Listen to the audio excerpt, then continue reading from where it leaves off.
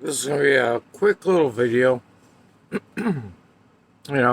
Somebody on social media yesterday asked me to re-upload this. All right, so I'm going to re-upload it. And the thumbnail you see is "Fire in the Mind of Men." This is referring to James Billington's book, "Fire in the Minds of Men." People need to realize that that is what the battle has always been about. It's always been about the mind and a battle over the mind. If you go and you look at information that's been put out by so many people,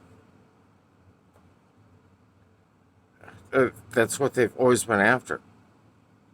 Whether it's your live vision or anything like that, they're after controlling the mind. There's been a KGB officer even that has come out and said that that is why he left Russia and he came to the U.S. And he was shocked when he came to the U.S. because he said the U.S. was 40 years ahead of Russia in controlling the mind. And the reason why he left was because he saw they were trying to control the mind. You look at anything they do, anything that happens isn't for today. The things that are going on today, the things that are existing, whether it's the jab or mask, whatever you want to talk about, it has nothing to do about today. It's about 10, 15, 20 years from now. What they're doing is they are indoctrinating the minds of men. They're indoctrinating the minds of children today and teenagers. Because their subconscious is going to absorb this. And in another 10 or 15 years, when the next thing rolls out, it'll be accepted so much easier. Nothing they do is for the immediate time. Look at the situation like with the Titanic. Nothing they do is for one purpose. It covers several purposes, minimum. The Titanic was to take care of a problem with its sister ship that had gotten into an accident, and that way they could write it off on insurance. And at the same time, the problem with the Titanic was so that they could take care of people that would not accept the Federal Reserve being put into place. Federal Reserve is huge problem. Huge problem. Because you will never get out of debt. Absolutely impossible to get out of debt with the Federal Reserve. Because if you want to pay anything off, the money has to be borrowed from them. And it's borrowed with interest. So if you're borrowing with interest, that means there's extra debt added. So nothing can ever possibly be paid off. Common sense will show you that. The bottom line is what's happening today, everybody's worried about, they're saying, oh, all these crazy theories. Oh, they're trying to kill off a certain amount of the population and things like that.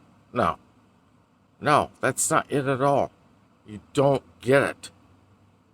What's going on is they are manipulating the minds of the children today. Because there's something more nefarious that's going to be coming in the future. Be more worried about what happens maybe 10 years from now. I've noticed that when I looked up what really occurs whenever a financial collapse occurs or whenever a financial contraction occurs, and I looked that up online, I started finding 10-year increments. This happens every 10 years. All right?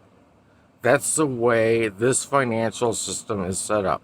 It's set up to expand and contract. Expand and contract. Well, what happens every time it contracts? It pulls back in the assets. And when it pulls back in the assets, what does it do? It resells them again. Gosh, what a beautiful freaking system to have in place. That's perfect. You can freaking pull out and sell out the same thing over and over again. That's a perfect freaking business model. Perfect business situation to be in. People need to realize this. You need to look at this. It is long term. Everything they do is long term. I was grateful for the short amount of time that I had here on Florida where I wasn't working. Because what did I do?